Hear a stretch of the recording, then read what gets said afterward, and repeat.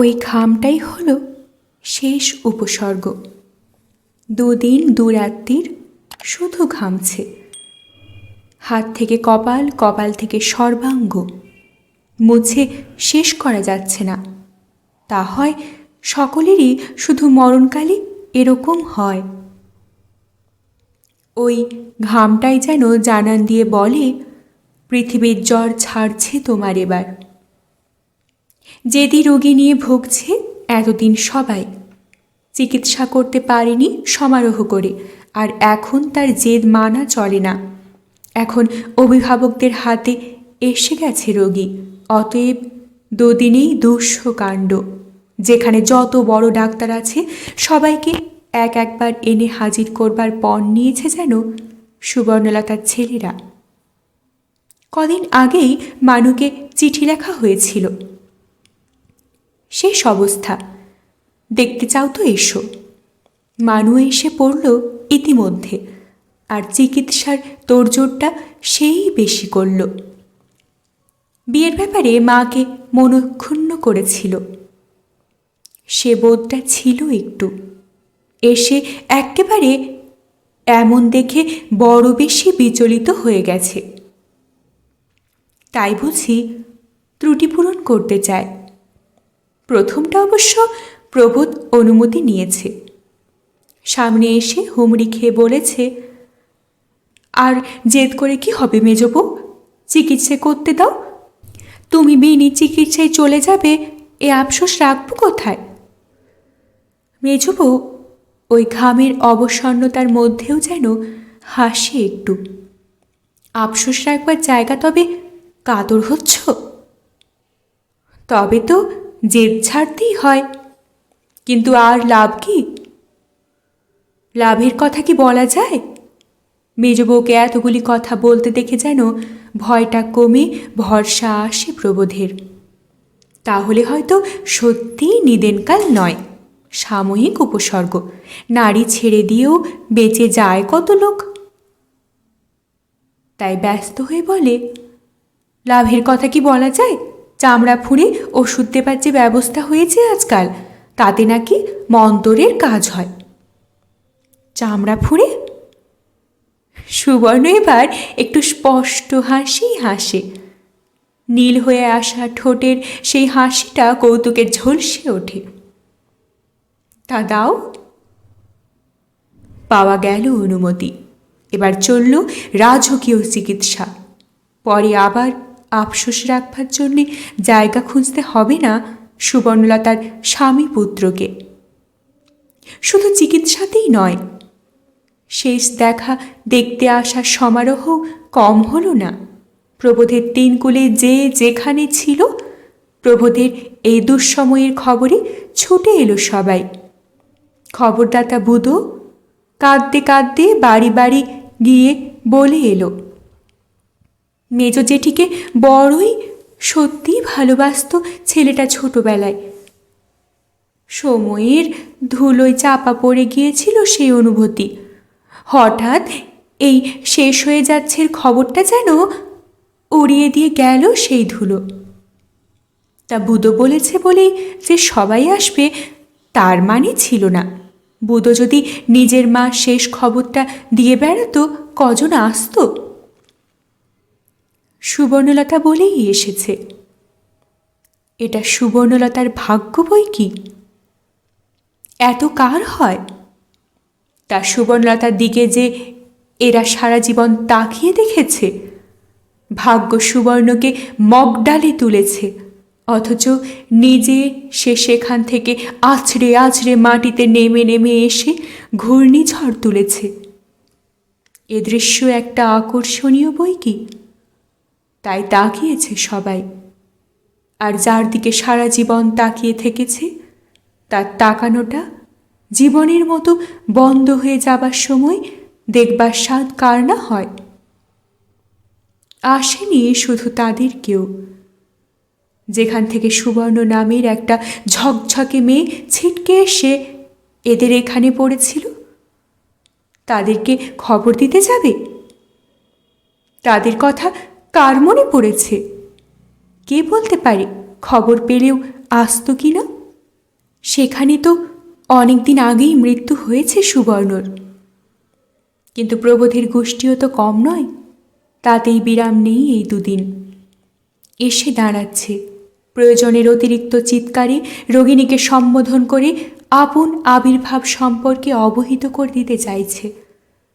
তাদের জানার জগতে মৃত্যুকালে কার কার এমন ঘাম হয়েছিল সেই আলোচনা করছে সেই ঘরে বসে, এবং রোগিণীর জ্ঞান চৈতন্য নেই ধরে নিয়েই হাহুতাশ করছে। তবে সকলেই কি? ব্যতিক্রমও আছে বই কি, পুরুষরা সবাই এরকম নয়। এদিক থেকে খবর নিয়েও বিদায় নিচ্ছে অনেকে। জিজ্ঞেস করছে, কথা কি একেবারে বন্ধ হয়ে গেছে? চোখ কি একেবারে খুলছে না? গঙ্গাজল আছে তো হাতের কাছে? তুলসী গাছ নেই বাড়িতে? শুভানুধ্যায়ীরই কথা, কিন্তু স্বভাব চায় না মনে। এই কথাটা সত্যি বই কি? নইলে মৃত্যুর হাতে হাত রাখা মানুষটাও কারুর শত ডাকেও চোখ খুলছে না, আবার কারুর এক ডাকেই টেনে টেনে খুলছে চোখ। ময়লা কাপড় ছেঁড়া গেঞ্জি পরা আধবুড়ো দুলো যখন কাছে এসে ফুঁপিয়ে বলে উঠল, মেজমামি, তখন তো আবার কথাও বেরোলো গলা থেকে। অস্পষ্ট, তবু শোনা গেল, পালাও, মারবে। তা এ অবশ্যই প্রলাপের কথা। এক একটা অমন ভুল কথা বেরোচ্ছে মুখ থেকে, তবে ঠিক কথাও বেরোচ্ছে। বিরাজের বধ যখন এসে বসেছিল মাথার কাছে, বিরাজ চেঁচিয়ে বলেছিল, মেজবউ দেখো কে এসেছে। তখন আস্তে হাত দুটো জড়ো করবার বৃথা চেষ্টায় একবার কেঁপে উঠে বলেছিল, নমস্কার। ভুলটা বাড়ল রাত্রের দিকে। সারা রাত্রির ধরে কত কথাই যেন কইল, কত যেন শপথ করল। আবার একবার প্রবোধের দিকে তাকিয়ে স্পষ্টই বলল, ক্ষমা। ক্ষমা চাইল না ক্ষমা করে গেল? কে বলে দেবে সে রহস্য? যারা কাছে ছিল তারা অবশ্য ধরে নিল ক্ষমা চাইল, অনেক দৌরত্ব তো করেছে স্বামীর উপর। কিন্তু তারপর এসব কথা বলেছে কেন প্রলাপের মধ্যে? বলেছিলাম আর চাই না, যাবার সময় বলে যাচ্ছি চাই, এই দেশেই মেয়ে মানুষ হই, শোধ নিতে হবে না। কে যায়নি? কি চাইছিল সে? কিসের শোধ নেবার শপথ নিচ্ছিল? প্রলাপ? প্রলাপের আর মানে কি? সারা রাত জমে মানুষে যুদ্ধ চলল। রাত্রি শেষে যখন পূব আকাশে দিনের আলোর আভাস দেখা দিয়েছে, তখন শেষ হল যুদ্ধ। পরাজিত মানুষ হাতের ওষুধের বড়ি আছড়ে ফেলে দিয়ে চিকিৎসা করে উঠল। বিজয়ী যম নিঃশব্দে অদৃশ্য পথে অন্তর্হিত হল, জয়লব্ধ ঐশ্বর্য বহন করে। ছড়িয়ে পড়ল ভোরের আলো। তুলে দেওয়া হলো বারান্দা ঘেরা ত্রিপল আর চিক। দক্ষিণের বারান্দার পূব কোণ থেকে আলোর রেখা এসে পড়ল বিছানার ধারে। মৃত্যুর কালিমার ওপর যেন সৌন্দর্যের তুলি বুলিয়ে দিল। সুবর্ণলতার শেষ দৃশ্যটি সত্যিই বড় সুন্দর আর সমারোহের। এ মৃত্যুতে দুঃখ আসে না, আনন্দই হয়। কেন হবে না? যদি কেউ জীবনের সমস্ত ভোগের ডালা ফেলে রেখে দিয়ে পৃথিবী থেকে বিদায় নিতে বাধ্য হয়, তার মৃত্যুটা শোচনীয়, সে মৃত্যু দুঃখের। আবার বয়সের বিস্কিটে জীর্ণ হয়ে যারা শেষ পর্যন্ত অপরের বিরক্তির পাত্র হয়ে ওঠে, প্রতিনিয়ত জীবনকে ধিক্কার দিতে দিতে অবশেষে মরে, তাদের মৃত্যুটা নিশ্চিন্ততার, হাঁপ ছেড়ে বাঁচার। যেমন মরেছিলেন মুক্তকেশী। মুক্তকেশীর ৭৯ বছরের পুরানো খাঁচাখানা থেকে যখন বন্দি বিহঙ্গ মুক্তি লাভ করল, তখন তার আধবুড়ো আর আধপাগলা ভাইপোটা লোক হাসিয়ে পিসিমাগো পিসিমাগো করে গড়াগড়ি দিয়ে কাঁদলেও বাকি সকলের তো স্বস্তির নিঃশ্বাস ফেলে বেঁচেছিল। মুক্তকেশীর পরম মাতৃভক্ত ছেলেরা পর্যন্ত, সে তো শুধু মুক্তকেশীর প্রাণ পাখির মুক্তি নয়, ছেলেদের আর বউদের যে পাষাণ ভার থেকে মুক্তি। কিন্তু সুবর্ণলতার কথা স্বতন্ত্র। সুবর্ণলতা পরিপূর্ণতার প্রতীক, ফলে ফুলে ব্যাপ্তিতে বিশালতায় বনস্পতির সমতুল্য। এমন বয়সে আর এমন অবস্থায় মৃত্যু হল সুবর্ণলতার যে সেই মৃত্যু অবহেলা করে ভুলে যাবারও নয়, শোকে হাহাকার করবারও নয়। জলজলাট জীবন, জলজলাট মৃত্যু। আজীবন কে না হিংসে করেছে সুবর্ণলতাকে, তার জাইরা, ননদেরা, পড়শিনীরা, এরা ওরা। সেই ছোট্ট থেকে দাপটের ওপর চলেছে সুবর্ণলতা, কাউকে ভয় করে চলেনি, রেয়াত করে চলেনি। অমন যে দুর্ধর্ষ মেয়ে মুক্তকেশী, তিনি পর্যন্ত হার মেনেছেন সুবর্ণলতার কাছে। সেই দাপটি চালিয়ে এসেছে সে বরাবর, ভাগ্য সহায় হয়েছে। আশেপাশের অনেকের চাইতে মাথা উঁচু হয়ে উঠেছিল সুবর্ণলতার। টাকা কড়ি, গাড়ি বাড়ি, সুখ সম্পত্তি কি না হয়েছিল। সংসার জীবনে গেরস্থ ঘরের মেয়ে বউরা যা কিছু প্রার্থনীয়, সবই জুটেছিল সুবর্ণলতার ভাগ্যে। তার সুবর্ণলতার মৃত্যুতে ধন্যি ধন্যি পড়ে গেল চারিদিকে। সবাই বলল, হ্যাঁ মরণ বটে, কটা মেয়ে মানুষ এমন মরা মরতে পারে। কেউ কেউ বা বেশি কায়দা করে বলল, মরা দেখে হিংসে হচ্ছে, সাজ যাচ্ছে মরি। আর হয়তোবা শুধু কায়দাই নয়, একান্তই মনের কথা। বাঙালির মেয়ে জন্মাবধি জানে, জীবনে প্রার্থনীয় যদি কিছু থাকে তো ভালো করে মরা। শাখা নিয়ে, সিঁদুর নিয়ে, স্বামী পুত্রের কোলে মাথা রেখে মরতে পারাই বাহাদুরি।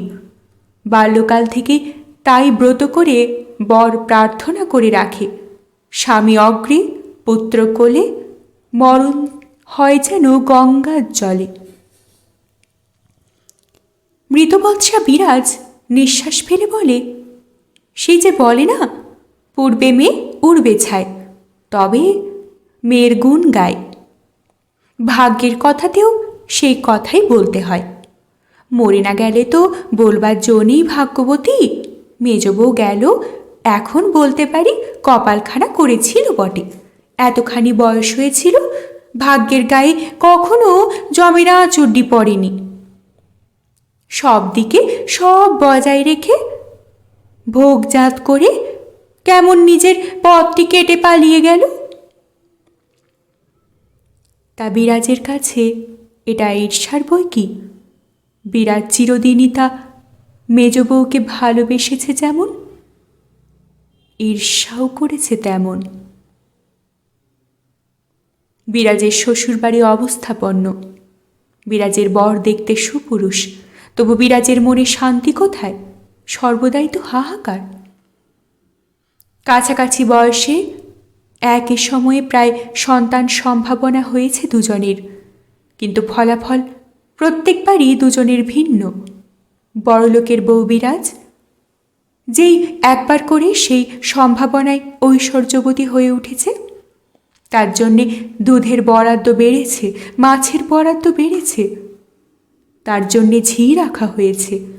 তবু পূর্ণতার পরম গৌরবে পৌঁছবার আগেই আবার শূন্য কোল আর ফ্যাকাশে মুখ নিয়ে কাঁদতে কাঁদতে মায়ের কাছে এসে পড়তে হয়েছে তাকে। সেবা খেতে, সান্ত্বনা পেতে।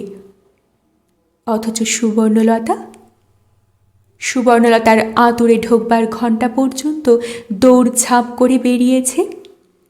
2-4 ঘণ্টার মেয়াদে হৃষ্টপুষ্ট একটা শিশুর আমদানি করেছে। আঁতুর ঘরের সর্ববিধ বিঘ্ন বিপদ অবহেলার অতিক্রম করে যথা নির্দিষ্ট দিনে ষষ্ঠীর কোলে 21 চুপড়ি সাজিয়ে দিয়ে নেয়ে ধুয়ে ঘরে উঠেছে। সবটাই তো বিরাজের চোখের ওপর। বিরাজ গয়না কাপড় ঝলমলিয়ে এসে বসত, শ্বশুরবাড়ির মহিমার গল্পে পঞ্চমুখ হতো, বাপের বাড়ির সমালোচনায় তৎপর হতো, আর তারপর ভাইপো ভাইঝিদের কোলে কাঁখে টেনে তাদের হাতে টাকা গুঁজে দিয়ে নিঃশ্বাস ফেলে গাড়িতে উঠত গিয়ে। আনা আর 3 বউয়ের ছেলে মেয়ে তবু সরু মোটায় মেশানো। মেজ বউয়ের সবকটি পাথরকুচি। কতবা দুধ খেয়েছে সুবর্ণ, কতবা মাছ খেয়েছে গেরস্থ ঘরের 4টে বউয়ের একটা বউ, আর সব বউ কটাই তো একযোগে বংশবৃদ্ধির দায়িত্ব পালন করে চলেছে। উমা শশী সব আগে শুরু করেছিল, সব শেষে ছোট বউ বিন্দুর সঙ্গে সাড়া করেছে। তবু তাদের 3 জনের কোনো না কোনো সময়ে কিছু না কিছু ঘটেছে। শুধু অটুট স্বাস্থ্যপতি মেজ বউয়ের জেউজ ঘরে কখনো চিড় খায়নি। সে কথা নতুন করে মনে পড়ল বিরাজের। এসেছিল উমা শশী, গিরিবালা, বিন্দু। সুবর্ণলতার মরণ দেখে হিংসে করল তারাও। বলল, ভাগ্যি বটে, 16 আনার ওপর 18 আনা। তার সাক্ষী দেখো, 4 ভাইয়ের মধ্যে মেজবাবুই বংশ ছাড়া গোত্র ছাড়া। চিরটা কাল মেজগিন্নির কথায় উঠে সেন বসেছেন। আর শুধুই কি স্বামী ভাগ্য, সন্তান ভাগ্য নয়?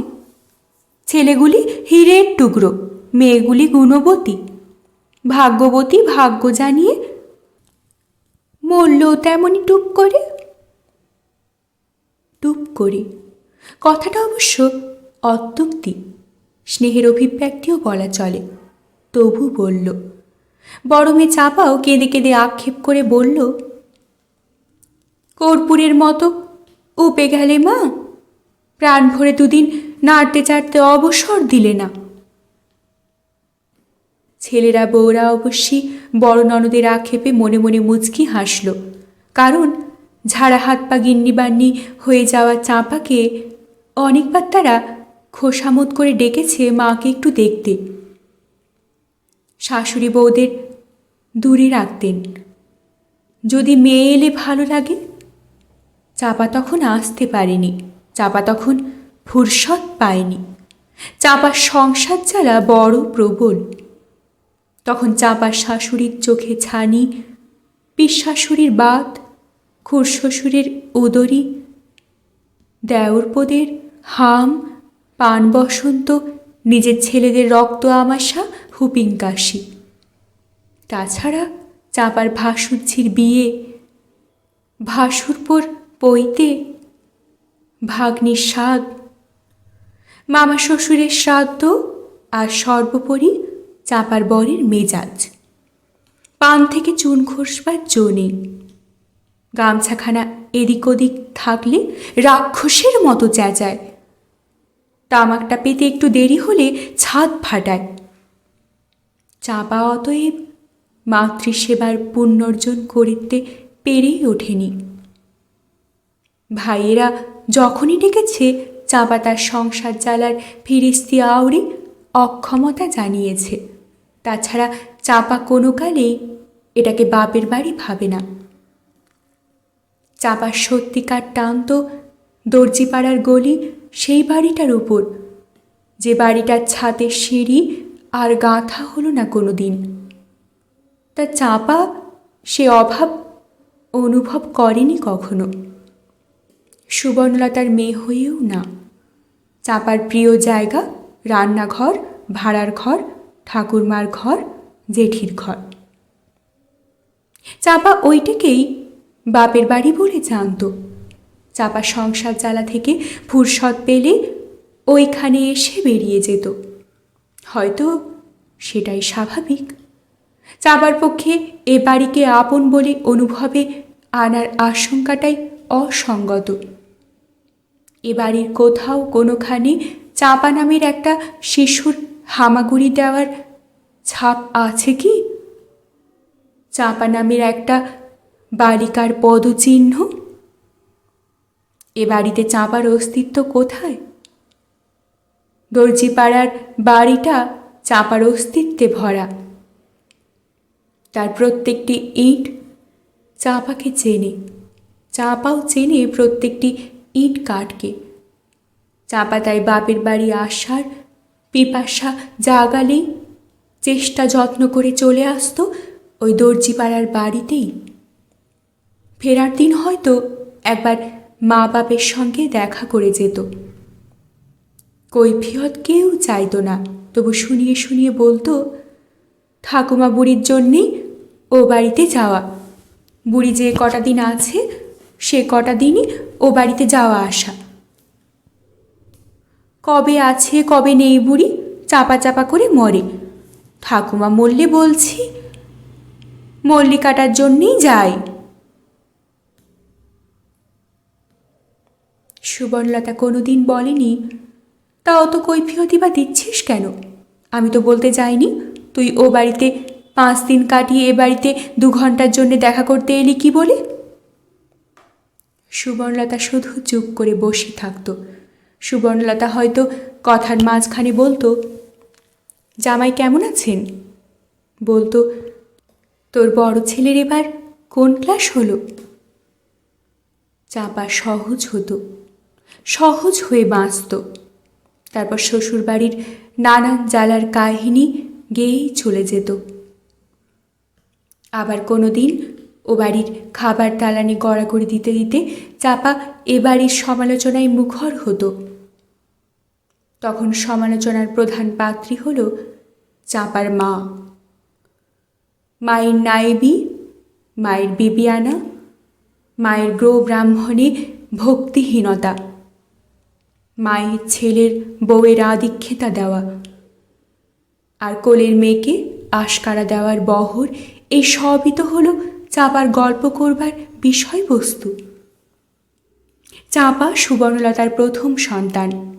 চাপা সুবর্ণলতাকে বউ হয়ে থাকতেই দেখেছে, অথচ দেখেছে তার অনমনীয়তা, আর দেখেছে বাড়িশুদ্ধ সকলের বিরূপ মনোভঙ্গি। চাপার তবে কোন মনোভাব গড়ে উঠবে? তাছাড়া মায়ের নিন্দাবাদে দর্জিপাড়ার সন্তোষ, মায়ের সমালোচনায় দর্জিপাড়ার কৌতুক, মায়ের ব্যাখ্যানায় ওখানে শুয়ো হওয়া, এটাও তো অজানা নয় চাপার। চাপা তাই ও বাড়ির সন্তোষ বিধান করেছে এ বাড়িকে কৌতুক করে। হয়তো আরও একটা কারণ আছে, হয়তো চাপাও ভেতরে ভেতরে মায়ের প্রতি একটা আক্রোশ অনুভব করে এসেছে বারবার। চাপার শ্বশুরবাড়ির শাসন একেবারে পুলিশি শাসন। লোহার জাঁতার নিচে থাকতে হয় চাপাকে। চাপা তাই মায়ের সেই চিরদিনের বেপরোয়া অনমনীয়তাকে ঈর্ষা করে, মায়ের এই এখনকার স্বাধীনতাকে ঈর্ষা করে। চাপার মনে হয় চাপার বেলায় মা চাপাকে যেমন তেমন করে মানুষ করেছে, কখনো একখানা ভালো জামা কাপড় দেয়নি। অথচ এখন ছোট মেয়ের আদরের বহর কত, কাপড়ের ওপর কাপড়, জ্যাকেটের ওপর জ্যাকেট।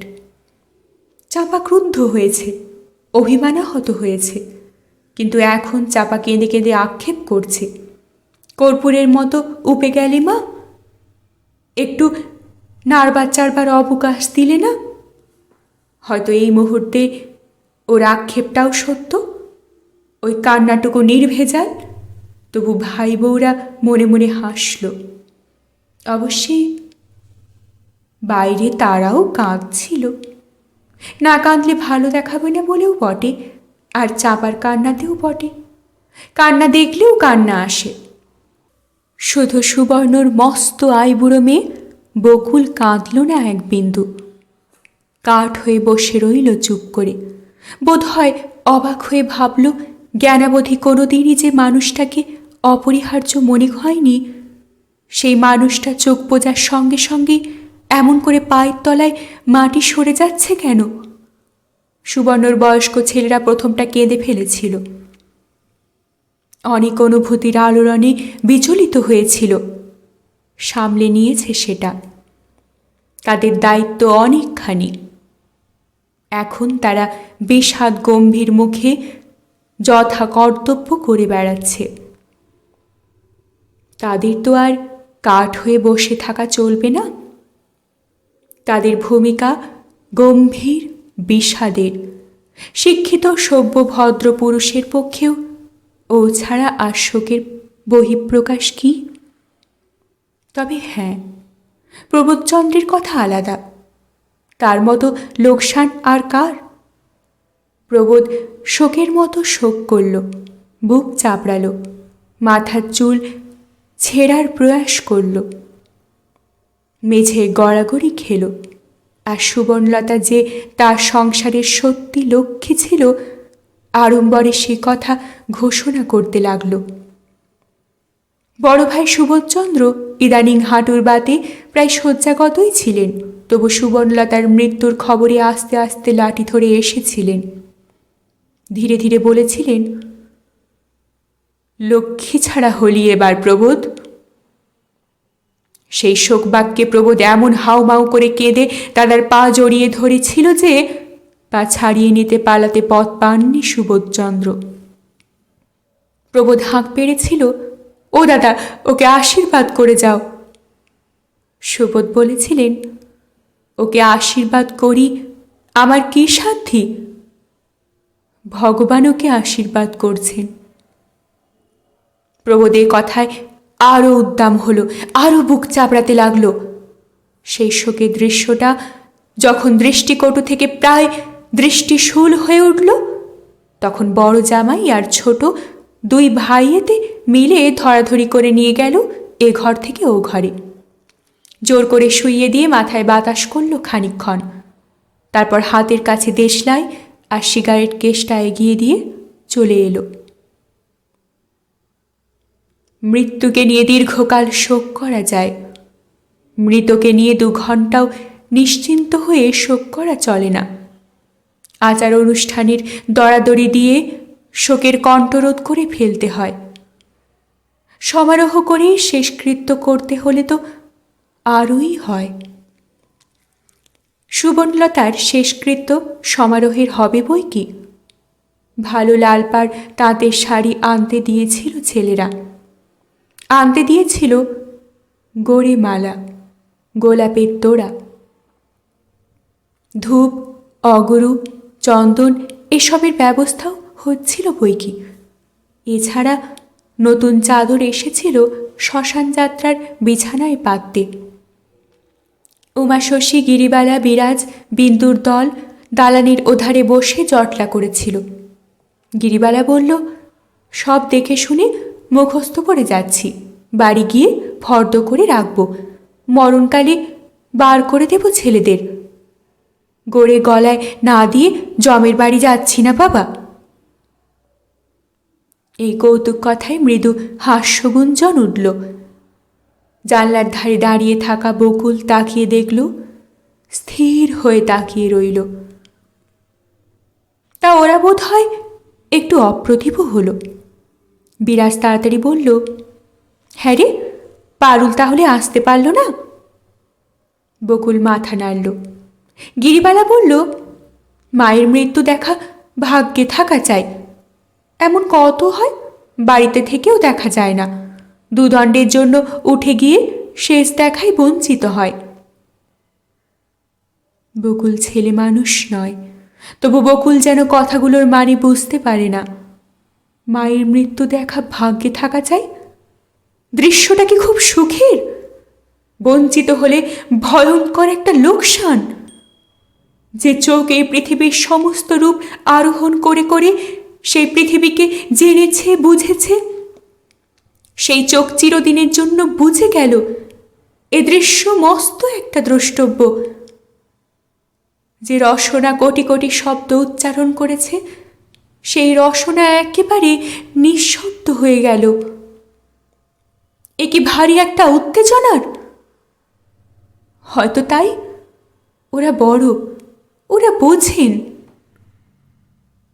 উমাশশী বলল, তা খবরটা তো দিতে হবে তাড়াতাড়ি, চতুর্থী করতে হবে তো তাকে।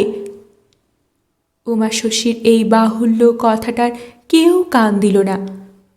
এই সময় আস্তে ডাক দিলেন জয়াবতী, চাঁপা।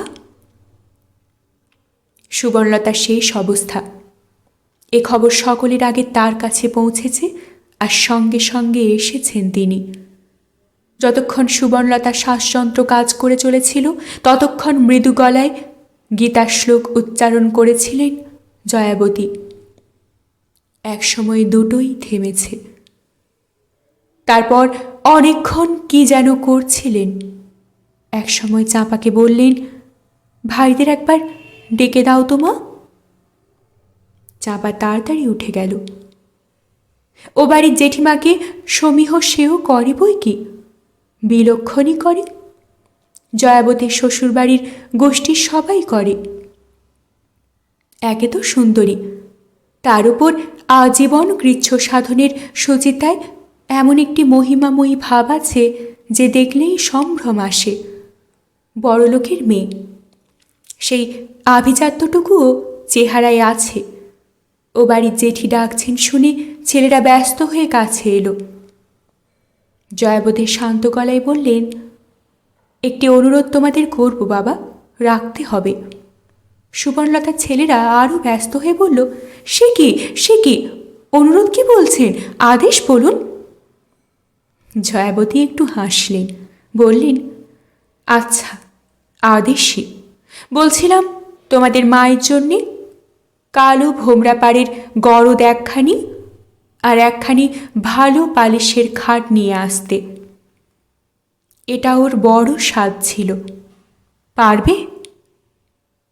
শুনে ছেলেরা অবশ্য ভিতরে ভিতরে চমকে উঠল, কারণ এমন অভাবিত আদেশের জন্য প্রস্তুত ছিল না তারা। এ একেবারে বাজেটের বাইরে। তাছাড়া সবই তো আনতে গেছে, শাড়ি, মালা, খাটিয়া। কিন্তু ঠিক এই মুহূর্তে এই শান্ত প্রশ্নের সামনে পারব না বলাও তো সোজা নয়। এই উমাশশী জেঠি নয় যে কোনো একটা কথার ব্যঙ্গ হাসি দিয়ে দমিয়ে দেওয়া যাবে। হ্যাঁ, উমাশশী হলে বলতে পারত তারা শান্ত ব্যঙ্গের গলায়, খাটটা কি শুধুই পালিশের না চন্দন কাঠের? উমাশশী হলে বলতই। কিন্তু এ নিয়ে উমাশশী নন, জয়াবতী। এর ব্যক্তিত্বই আলাদা। এর সামনে ছোট হতে পারা যাবে না, দৈন্য প্রকাশ করতে বাঁধবে। তবু বাজেটের বিপদটাও কম নয়। মায়ের চিকিৎসা উপলক্ষেও তো কম খরচ হয়ে গেল না। সব টাকা বাড়িতে ঢেলে আর বহুদিন বাড়ি বসে বসে প্রবোধের হাত তো সে ফতুর। টাকা দিয়ে সাহায্য করতে পারবেন না তিনি। যা করতে হবে ছেলেদেরই হবে, হয়তোবা বড় ছেলেকেই বেশি করতে হবে। তাই বড় ছেলে শুকনো গলায় প্রশ্ন করল, আপনি যদি বলেন অবশ্যই আনা হবে জেঠিমা, তবে বলছিলাম কি, ওটা কি করতেই হয়? জেঠি আরও স্নিগ্ধ, আরও ঠান্ডা স্বরে বললেন, করতেই হয়। এমন অসঙ্গত কথা বলতে যাব কেন বাবা? এ তো খরচার ব্যাপার। আর কজন পারে? তবে তোমরা তিনটি ভাই কৃতী হয়েছ, তাই বলতে পারছি। সুবর্ণর অনেক দিনের ইচ্ছা ছিল একখানি কালো ভোমরাপাড়ের গরদ শাড়ি পরে, আর একখানি ভালো খাটগদিতে শোয়। মন খুলে কথা তো আমার কাছেই কইতো বেশিটা। কতদিন কথার ছলে হাসতে হাসতে বলতো, জন্মে কখনো খাটে শুলাম না জয়াদি, মরে যখন ছেলেদের কাঁধে চড়ে যাব, একখানা পালিশ করা খাটে শুইয়ে যেন নিয়ে যায় আমায়। জন্মে কখনো খাটে শুলাম না? খাটে জন্মে কখনো? এ আবার কি অদ্ভুত ভাষা! ছেলেরা অবাক হয়ে তাকালো, মনুষ্যক্ষে সমস্ত বাড়িখানার দিকেই তাকালো, তাকিয়ে অবাক হলো, হতভম্ব হলো। এত বড় বাড়ি, ঘরে ঘরে জোড়া খাট, অথচ সুবর্ণলতার এই অভিযোগ! মরার পর আর কেউ গাল দিতে পারবে না বলেই বুঝি ছেলেদের সঙ্গে এই অদ্ভুত উগ্র কটু তামাশাটুকু করে গেছে সুবর্ণলতা? বড় ছেলের মুখ ফসকে বেরিয়ে এলো সেই বিস্ময় প্রশ্ন, জন্মে কখনো খাটে শোননি? জয়াবতী হাসলেন। জয়াবতী থেমে থেমে কোমল গলায় উচ্চারণ করলেন, কবে আর শুতে পেল বাবা? সাবেকি বাড়িতে যখন থেকেছে তখনকার কথা ছেড়েই দাও। ইট দিয়ে উঁচু করা পায়া ভাঙা চৌকিতে ফুলশয্যে হয়েছিল। কতদিন পর্যন্ত তাতেই কাটিয়েছিল। দর্জিপাড়ার নতুন বাড়িটা হবার পর ঘরে ঘরে একখানা করে নতুন চৌকি হয়েছিল। খাট নয়, চৌকি। তা কোলের ছেলে গড়িয়ে পড়ে যাবার ভয়ে তাতেই বা কই শোয়া হয়েছে, বরাবরই মাটিতেই শুয়েছে। তোমাদের অবশ্যই এসব ভুলে যাবার কথা নয়। তারপর যদি বা জেদাজেদি করে চলে এসেছিল সেই গুহা থেকে, বড় বাড়িও পেয়েছিল, কিন্তু ভোগ আর করল কবে বলো? তোমরা শেঠের সবাই পর পর মানুষ হয়েছ। বৌমারা এলেন একে একে, নিজের বলতে তেমন একখানা ঘরই বা কই রইল বেচারার? ওই ছোট্ট একটু শোবার ঘর, রাতে আলো জেলে বই পড়ার বাতিক ছিল ওর, অথচ তোমাদের বাবার তাতে ঘুমের ব্যাঘাত। একটু হাসলেন জয়াবতী, বললেন, প্রবোধ ঠাকুরপোর তবু বসতে দাঁড়াতে বৈঠকখানায় ঘরটা আছে, ও বেচারার নিজস্ব বলতে কোথায় কি? শেষটা তো বারান্দা শুয়েই কাটিয়ে গেল। খুব শান্ত হয়ে বললেন বটে, তবু যেন শ্রোতাদের বুকের মধ্যে হিম হয়ে গেল, আর তাদের পশ্চাৎবর্তিনী বউদের মুখে লাল হয়ে উঠল। তবে কথা তারা বলল না তাড়াতাড়ি। শুধু মেজ ছেলে আরক্তিম মুখে বলল, কাশির জন্যে মা নিজেই তো আর কারোর সঙ্গে ঘরে শুতে চাইতেন না। জেঠি আরও নরম হলেন, মধুর স্বরে বললেন, সে কি আর আমি জানি না বাবা? তোমরা তোমাদের মাকে কোনোদিন অবহেলা করেছ এ কথা পরম শত্রুতেও বলতে পারবে না। বহু ভাগ্যে তোমাদের মতো ছেলে হয়, তবে কি না মনের স্বাদ ইচ্ছের কথা তোমাদের কাছে আর কি বলবে? আমার কাছেই মনটা খুলত একটু আধটু, তাই ভাবলাম এইটুকু তোমাদের জানাই। জেঠি বললেন, এটুকু তোমাদের জানাই? জানার পর অতএব অজ্ঞতা চলে না, অগত্যায় বাজেট বাড়াতে হলো। মায়ের সাধের কথা ভেবে যতটা না হোক ধনী দহিতা জ্ঞাতি জেঠির কাছে নিজেদের মান রাখতেও বটে। তবু বড় ছেলে তার স্ত্রীর কাছে গিয়ে গলা নামিয়ে ভুরু কুঁচকে প্রশ্ন করল, নতুন জেঠিমার কথা শুনেছ? বউ উদাস গলায় বলল, শুনেছি। মায়েরটা ঠিক বুঝলাম না তো, মা গরদ শাড়ি ছিল না? বউ গম্ভীর গলায় বলল, মানে আমিও বুঝতে অক্ষম। 3 ছেলের বিয়েতে 3খানা গরদ পেয়েছেন কুটুম বাড়ি থেকে। আশ্চর্য! যাক, কিনতেই হবে একখানা। মেজ ছেলে বউয়ের কাছে এলোই না, মেজ বউই বরের কাছে এলো। মরা ছুঁয়েছে বলে আর নিজ নিজ শোবার ঘরে ঢোকেনি। ছাদের সিঁড়ির ওধারে ডেকে নিয়ে গিয়ে ব্যঙ্গের গলায় বলল, এই বেলা বলে রাখি, আমার একখানা পুষ্পহার পরবার স্বাদ আছে, দিও সময় মতো, নইলে আবার মরার পর ছেলেদের মুখে কালি দেব। মেজ ছেলে শুকনো মুখে বলল, এটা যেন জেঠিমার ইচ্ছাকৃতি হয়ে বলে মনে হলো, অথচ ঠিক এরকম তো নন উনি। মেজ বউ মৃদু হাসির মতো মুখ করে বলে, কে যে কী রকম সে আর তোমরা বেটা ছেলে কি বুঝবে? জেঠিমার সঙ্গে কত রকম কথাই হতেই শুনেছি। তাছাড়া এ স্ত্রী মানুষকে কালো পার শাড়ি পরে শ্মশানে পাঠানো শুনিনি কখনো। যাক, যেতে দাও। ওরকম একখানা গরদের কাপড়ে কীরকম আন্দাজ লাগবে বলতে পারো? মেজ বউ ভুরু কুঁচকে বলল, তোমার ঘাড়েই পড়ল বুঝি? মেজ ছেলে বোধ করি একটু লজ্জিত হলো, তাড়াতাড়ি বলল, ঘাড়ে পড়বার আর কি, একজন কাউকে তো যেতে হবে দোকানে, অবশ্যই খুব ভালো খাপি জমি টমির দরকার কি? নেবে তো এক্ষুনি ডোমে। তা নেহাত ফেরে ঝাড়ঝেড়ে জমি হলেও 12-13 টাকার কমে হবে বলে তো মনে হয় না। 12-13? মেজ ছেলে বিচলিতভাবে চলে গেল। একবার নিজে একা টাকাটি বার করলে কি আর পরে ভাইদের কাছে পাওয়া যাবে? তা হোক, আর কি করা যাবে, ত্রুটি না থাকে, কেউ না ভাবে, তাদের নজর নেই, দাদা খাট্টার ভান্নিক। তা সেই ভাগাভাগি করে খরচটা বহন করল ছেলেরা। বড় ছেলে আনলো পালিশ করা খাট, মেজ ছেলে কালো ভোমরা পার গরদ। যে মানুষটাকে যখন তখন ষষ্ঠী মনসায় লাল পার গরদ পরে ঘুরে বেড়াতে দেখেছে, তার একখানা কালো পার গরদ হয়নি বলে আক্ষেপে মরে যাবে এমন ভাবপ্রবণতা অবশ্য কারণ নেই। তবু দেখে শুনে কালো ভোমরা পাড়ই কিনে আনলো।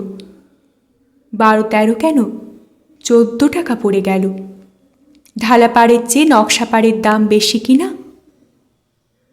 সেজ ছেলে নিজ মনেই আনলো ফুলের গাদা, আনলো ধূপের প্যাকেট, আনলো গোলাপ জল 1 বোতল। এইসব কথা কবে নাকি বলে রেখেছিল সুবর্ণলতা, হয়তো ঠাট্টা ছলেই বলেছিল। তবু সেই হেসে হেসে বলা কথাটাই মনে পড়ে মনটা কেমন করে ওঠা অসম্ভব নয়। সুবর্ণলতা সেজ ছেলে কথা বেশি বলল না, শুধু ধূপের গোছাটা জেলে দিল, শুধু ফুলগুলো সাজিয়ে দিল, আর গোলাপ জলের সবটা ঢেলে দিল। মরার গায়ে গোলাপ জল ঢালা মুক্তকেশীর গোষ্ঠীতে যে এই প্রথম, তাতে সন্দেহ কি? মুক্তকেশী কি জুটেছিল? জুটেছিল শুধু একটা ফুলের তোড়া। তার মৃত্যুর দিন সুবর্ণই বলেছিল, একটা ফুলের তোড়া কিনে আনতো বাবা তোদের ঠাকুমার জন্য, পৃথিবী থেকে বিদায় নেবার সময় সঙ্গে দেবার তো আর কিছুই থাকে না। বলেছিল এই সেজ ছেলেটাকে। হয়তো সেদিনের স্মৃতি মনে জেগেছিল তার, তাই অত ফুল এসেছিল। বিরাজ বলেছিল, মনে হচ্ছে তোদের মার বিয়ে হচ্ছে, বাসরের সাজ সাজালি মাকে, আমার শ্বশুর বাড়িতেও মরণে অত ঘটা দেখিনি। নিজের শ্বশুরবাড়িকেই সর্ববিধ আদর্শ স্থল মনে করে বিরাজ। গিরিবালা বলল, যা বলেছ ছোট ঠাকুরজি, এত দেখিনি বাবা। গিরিবালার বাপের বাড়ির সাবেকের সংসারে এত ফ্যাশন এখনো ঢোকেনি। ওদের বাড়িতে এখনো বাসরে ফুলের তোড়া ঢোকে না, তা শ্মশান যাত্রায়। আজন্মের স্বাদ মিটল সুবর্ণলতার। কালো ভোমরা পাড়ের নতুন গরদ পরে রাজকীয় বিছানা পাতা, নতুন বোম্বাই খাটে শুলো, আশেপাশে ফুলের তোড়া, গলায় গড়ে মালা, পায়ে পরানো আলতার নটি নিয়ে কাড়াকাড়ি পড়ে গেল। মাথার সিঁদুরের কণিকা প্রসাদ পাবার জন্যে হুড়োহুড়ি বাঁধল। কেবলমাত্র নিজের বউ মেয়েরাই তো নয়, এসেছে ভাসুরপো বউ, তার দেওরপো বউদের দল, এসেছে যা ননদ, পাড়াপড়শি, বেয়ান কুটুম। সুবর্ণলতার শেষ যাত্রা দেখতে তো লোক ভেঙে পড়েছে। এসেছে ধোবা, গয়লা, নাপতিনি, ঘুটেওয়ালি সবাই। সকলেই অসংকোচে ধুলো কাদা পায়ে উঠে এসেছে দোতলায়। উঁকি ঝুঁকি মারছে সব দেহের আশেপাশে। এটা বাড়ির লোকের পক্ষে বিরক্তিকর হলেও এ সময় নিষেধ করাটা শোভন নয়। এরাও যে তাদের ময়লা কাপড়ের খুঁটে চোখ মুছে বলছে, এমন মানুষ হয় না। চিরকাল বলেছে, এখনো বলল, এমন মানুষ হয় না। এখন আর কোনোখানে কেউ বলে উঠল না, তা জানি, ঘর জ্বালানি পর ভোলানি যে। মৃত্যু সকলকে উদার করে দিয়েছে, সভ্য করে দিয়েছে। আসন্ন সন্ধ্যার মুখে সুবর্ণলতার শেষ চিহ্নটুকু পৃথিবী থেকে লুপ্ত হয়ে গেল। চিতার আগুনের লাল আভা আকাশের লাল আভায় মিশল। ধোঁয়া আর আগুনের লুকোচুরির মাঝখান থেকে সুবর্ণলতা যে কোন ফাঁকে পরলোকে পৌঁছে গেল কেউ টের পেল না। মানু বলল, এটা হোক, যা খরচ লাগে আমি বেয়ার করব। মানুর দাদারা বলল, তা যদি করতে পারো আমাদের বলবার কি আছে, ভালোই তো। প্রবোধ হাউমাউ করে কেঁদে বলল, কর বাবা, কর তোরা, তাই আত্মাটা শান্তি পাবে তার। এই সবই তো ভালোবাসত সে। কে জানি মানুর এই সদিচ্ছা তার অপরাধবোধকে হালকা করে ফেলতে চাওয়া কিনা, অথবা অনেকটা দূরে সরে গিয়ে মা সম্পর্কে তার মনের রেখাগুলো নমনীয় হয়ে গিয়েছিল কিনা। নিত্য সংঘর্ষের গ্লানিতে যে জীবনটা খণ্ড ছিন্ন অসমান বলে মনে হয়, দূর পরিপ্রেক্ষিতে সেই জীবনই একটি অখণ্ড সম্পূর্ণতা নিয়ে উজ্জ্বল হয়ে ওঠে বিস্মৃতির মহিমায়, ব্যাপ্তির মহিমায়। নিতান্ত নিকট থেকে যে আগুন শুধু দাহ আর উত্তাপের অনুভূতি দেয়, দূরে গেলে সেই আগুনই আলো যোগায়। দূরত্বেই সম্ভ্রম, দূরত্বেই প্রত্যয়। শ্রাদ্ধের শেষে ওই যে এল্লাজ করা ফটোখানা দেয়ালে ঝুলল অবিনশ্বর, একটি প্রসন্ন হাসি মুখে ফুটিয়ে। ওই ছবির বংশধরেরা কি কোনো দিন সন্দেহ করবে এ হাসিটুকু কেবল ফটোগ্রাফার ব্যগ্র নির্দেশের ফসল? মানু হয়তো দূরে চলে গিয়ে তার মায়ের রুক্ষ অসমান কোণগুলো ভুলে গিয়ে শুধু স্থির মসৃণ মূর্তিটাই দেখতে পেয়েছিল, কিন্তু পেল বড় দেরিতে। আর তখন কিছু করার ছিল না মানুর। তাই মানু ভেবে চিনতে ওই কথাটাই বলল, কাঙালি খাওয়ানো হোক এই উপলক্ষে। খরচটা সে একাই বহন করবে। তবে বলার আর কি আছে, তা খরচ আর ঝঞ্ঝাট পুরোটাই ভার নিক। তা নিল মানু। অতএব সুবর্ণলতার শ্রাদ্ধে কাঙালি ভোজন হলো। অনেক কাঙালি এলো, আহুত, বরাহুত, অনাহুত, কাউকেই বঞ্চিত করল না এরা। আশা করল সুবর্ণলতার বিগত আত্মা পরিতৃপ্ত হলো এতে। বিশ্বাস রাখল ছেলেদের আশীর্বাদ করছে সুবর্ণলতা আকাশ থেকে। পরদিন মালু চলে গেল বউকে বাপের বাড়ি রেখে দিয়ে। ছুটি ফুরিয়েছে তার পরের দিন তার বোনেরা, পেশিরা, জেঠি, খুড়িরা নিয়মভঙ্গ পর্যন্ত ছিল সবাই। মিটল তো সবই, শুধু পারুল আসেনি এই বিরাট উৎসবে। পারুলের আসবার উপায় ছিল না। নিস্তব্ধ হয়ে গেল বাড়ি, স্তিমিত হয়ে গেল দিনের প্রবাহ। রোগের বৃদ্ধি থেকে এই পর্যন্ত চলছিল তো উত্তাল ঝড়। ক্লান্ত মানুষগুলো এবার অনেক দিনের ক্লান্তি পুষিয়ে নিতে ঘুমিয়ে নেবে কিছুদিন দুপুর সন্ধে। বকুলও ঘুমিয়ে পড়েছিল ভর দুপুরে, জেগে উঠল বেলায়। তাড়াতাড়ি বুঝি নিত্যদিনের অভ্যাসে ছুটে চলে এলো বারান্দার দিকে। ভুল বুঝতে পারল, আস্তে ফিরে এলো, ছাদে চলে গেল। দেখল পশ্চিমের আকাশে বিশাল এক চিতা জ্বলছে, তার অগ্নি আভা ছড়িয়ে পড়ছে আকাশের মাটিতে। বকুল শ্মশানে যায়নি, মায়ের চিতা জ্বালা দেখেনি, তাই বুঝি নির্নিমেষে তাকিয়ে রইল সেদিকে। অনেকক্ষণ তাকিয়ে রইল। যখন আস্তে আস্তে নিভে গেল সে আগুন, মনে পড়ল আর একদিনের কথা। এই ছাতেরই ওই কোণটায় আর এক চিতা জ্বলতে দেখেছিল সে। কোনোদিন জানল না কি ভস্মীভূত হয়েছিল সেদিন। আজ ঘুমের আগে মার ফেলে যাওয়া সমস্ত কিছু তন্ন তন্ন করে দেখেছিল সে, কোথাও পায়নি একটি লাইন ও হস্তাক্ষর। সুবর্ণলতা যে নিরক্ষর ছিল না, সে পরিচয় যেন একেবারে নিশ্চিহ্ন করে দিয়ে গেছে সুবর্ণলতা।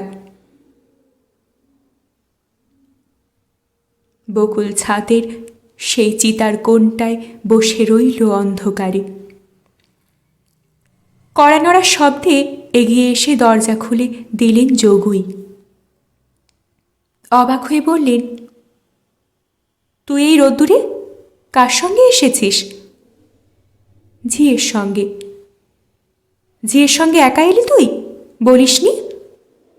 খুব সাহস হয়েছে তো, কিন্তু কেন বলতো হঠাৎ? বকুল আসতে বলল, জ্যাঠামশাই, আপনার প্রেসটা দেখতে এলাম। প্রেসটা? আমার প্রেসটা এখন দেখতে এলি তুই? হা হা করে হেসে ওঠেন যোগু। অথচ বকুলের মনে হয় বুড়ো মানুষটা যেন কেঁদে উঠলেন হা হা করে। হাসি থামিয়ে যোগু কথাটা শেষ করেন। প্রেস আর নেই, প্রেস তুলে দিয়েছি। তুলে দিয়েছেন? হ্যাঁ হ্যাঁ, ও তুলে দেওয়াই ভালো। যোগু হঠাৎ অন্যদিকে মুখ ঘুরিয়ে দাঁড়ান, জোরে জোরে বলেন, কে অত ঝামেলা পোয়ায়? ওই যে শূন্য ঘরখানা পড়ে আছে দাঁত খিচিয়ে। বকুল মুহূর্ত কয়েক স্তব্ধ থেকেই বলে, আচ্ছা জ্যাঠামশাই, যে সব বই ছাপা হয় তার পাণ্ডুলিপিগুলো কি সব ফেলে দেওয়া হয়? যোগু সন্দিগ্ধ গলায় বলেন, কেন বল দেখি? এমনি, জানতে ইচ্ছে করছে। যোগু তেমনি গলাতেই বলেন, এমনি? না, তোর মার সেই খাতাটা খুঁজতে এসেছিস? না, এমনি। বলুন না আপনি, থাকে না? থাকে, ছিল। যোগু হঠাৎ চেঁচিয়ে ওঠেন, গুদম ঘরে সবই ডাঁই করা পড়েছিল, আদি অনন্তকালের সব। ওই ব্যাটা নিতাই দুধকলা দিয়ে কালসাপ পুষেছিলাম আমি, প্রেস উঠিয়ে দিলাম দেখে যেখানে যা ছিল ঝেঁটিয়ে শিশি বোতলওয়ালাকে বেচে দিয়েছে। শুনেছিস কখনো এমন কাণ্ড? দেখেছিস এমন চামার? আমিও তেমনি দিয়েছি দূর করে। আর হোক দেখিনি এ মুখ। আয় বসবি? আয় না, থাক, আজ যাই। সে কি রে, এই এলি রোদ ভেঙে বসবি না? আর একদিন আসবো জ্যাঠামশাই। হেঁট হয়ে প্রণাম করে বকুল জ্যাঠাকে। যোগু ব্যস্ত হয়ে সরে দাঁড়ান, থাক থাক, বুড়ি ঘুমোচ্ছে, দেখা হলো না। বকুল বোধ হয় ভুলে আরও একবার প্রণাম করে জ্যাঠাকে, তারপর বলে, যাচ্ছি তবে। যাচ্ছিস? চল না হয় আমি একটু এগিয়ে দিই। না না, দরকার নেই, আপনি বুড়ো মানুষ, এই রোদ্দুরে। তবে যা, সাবধানে যাস। আপনি বুড়ো মানুষ, এই অপমান গায়ে মেখেও দাঁড়িয়ে থাকেন যোগু দরজায়। শেকলটা টেনে নিয়ে বেরিয়ে পড়েন না সঙ্গে সঙ্গে গটগট করে। তার মানে বকুলের কথাই ঠিক, বুড়ো হয়ে গেছেন যোগু। বকুল রাস্তায় নামে। হঠাৎ ঘুরে দাঁড়িয়ে বুঝি সেই দাঁত খেঁচানো ঘরটার উদ্দেশ্যেই মনে মনে একটা প্রণাম জানিয়ে মনে মনেই বলে, মা, মা গো, তোমার পুড়িয়ে দেওয়া হারিয়ে যাওয়া লেখা, না লেখা সব আমি খুঁজে বার করব। সব কথা আমি নতুন করে লিখব। দিনের আলোর পৃথিবীকে জানিয়ে যাব অন্ধকারের বোবা যন্ত্রণার ইতিহাস। যদি সে পৃথিবী সেই ইতিহাস শুনতে না চায়, যদি অবজ্ঞার চোখে তাকায়, বুঝব আলোটা তার আলো নয়, মিথ্যা জৌলুসের ছলনা। ঋণ শোধের শিক্ষা হয়নি তার এখনো। সামনের রাস্তা ধরে সোজা এগিয়ে যায় বকুল, পিছু পিছু আসা দেহরক্ষিণীটার কথা ভুলে গিয়ে। ভালো লাগলে অবশ্যই লাইক করবেন, শেয়ার করবেন। পরবর্তী পর্বে চোখ রাখতে চ্যানেলটিকে অবশ্যই সাবস্ক্রাইব করবেন ও প্রতিটি পর্ব মিস না করার জন্য বেল আইকনটি প্রেস করবেন। আপনাদের অভিমত কমেন্ট বক্সে অবশ্যই জানাবেন। অনেক ধন্যবাদ। নমস্কার।